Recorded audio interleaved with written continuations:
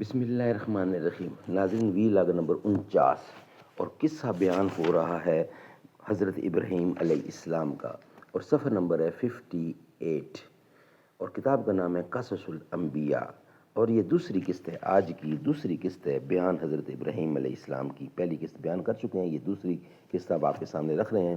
ناظرین، تصنیف ہے مولانا عبد المنان، قصص الانبیاء کتاب کا نام ہے۔ اس میں حضور اکرم صلی اللہ علیہ وسلم سے لے کر حضرت آدم علیہ السلام کے قصے آپ کے سامنے رکھے جاتے ہیں۔ نحمدہ ونصلی علی رسولہ الکریم، بسم اللہ الرحمن الرحیم۔ سامنے ہے جو اسے لوگ برا کہتے ہیں، جس کو دیکھا ہی نہیں اس کو خدا کہتے ہیں۔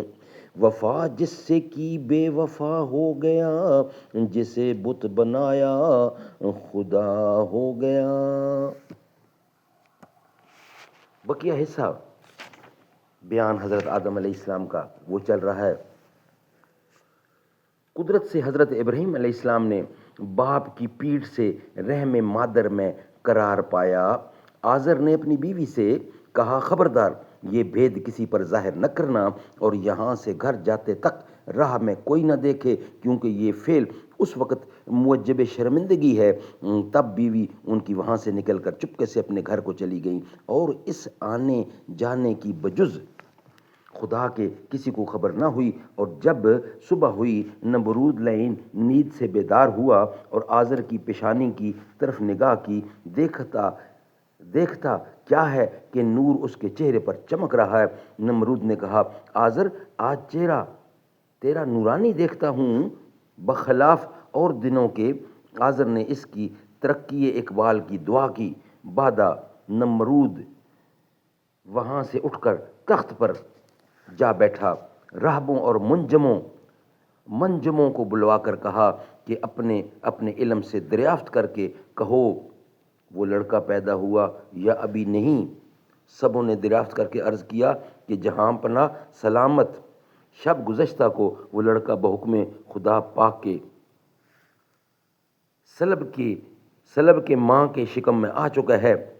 تب مردود نے حکم دیا کہ جتنی عورتیں حاملہ ہیں وقت ولادت کے اپنے لڑکوں کو مار ڈالیں۔ اس سبب سے جتنی عورتیں حاملہ تھیں سب نے اپنے بچے مار ڈالے۔ جب ابراہیم کو اپنی ماں کے پیٹ میں 9 مہینے گزرے، تب ان کی ماں نمرود کے خوف سے اور بچے کی محبت سے گھر سے خاموشی سے باہر شہر کے جا کر میدان میں ایک غار کے اندر جا بیٹھیں، اور وہاں حضرت ابراہیم علیہ السلام پیدا ہوئے۔ ان کے نور سے غار یک بارگی روشن ہو گیا، اور ان کی ماں رونے لگی، اور اس خوف سے مبادا یہاں آ کر کوئی لڑکے کو مار نہ ڈالے۔ آخر لڑکے کو کپڑے میں لپٹ کر وہیں چھوڑ کر گھر کی طرف روتی ہوئی چلی گئیں۔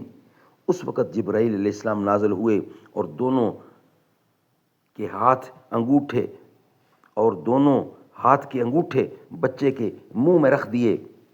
خدا کے فضل و کرم سے ایک انگوٹھے سے دودھ اور دوسرے انگوٹھے سے شہد جاری ہوا، اور حضرت ابراہیم علیہ السلام اس کو پیتے رہے اور کسی چیز کے محتاج نہ ہوئے، اور ہر ہفتے ان کی ماں ان کے پاس جاتی اور ان کی زندگی اور پرورش سے متعجب ہوتی، اور جب وہاں سے یعنی غار سے باہر نکل آتی تو اس وقت غیب سے ایک پتھر آ کر عالم غیب سے ایک پتھر آ کر غار کے منہ کو بند کر دیتا، اور جب ان کی ماں ان کے پاس آتی تو اس پتھر کو الگ کر کے انہیں دیکھ بھال کر کے چلی جاتی۔ اسی طرح سے 7 برس گزر گئے۔ ایک دن حضرت ابراہیم علیہ السلام نے، ناظرین یہ ویلاگ ہم یہاں ہی کمپلیٹ کرتے ہیں، انشاءاللہ اس کا بقیہ حصہ ہم آپ کے سامنے رکھیں گے نیکسٹ ویلاگ کی صورت میں۔ یہ جملہ مکمل کرتا ہوں۔ ایک دن حضرت ابراہیم علیہ السلام نے اپنی ماں سے پوچھا، یا امی من ربو کا ترجمہ، اے میری رب، اے میری ماں، تمہارا خدا کون ہے؟ وہ بولیں تیرا باپ ہے۔ ناظرین انشاءاللہ یہ ویلاگ نمبر 50 میں ہم آپ کے سامنے رکھیں گے۔ یہ ویلاگ ہم یہاں ہی بند کر رہے ہیں، کمپلیٹ کر رہے ہیں۔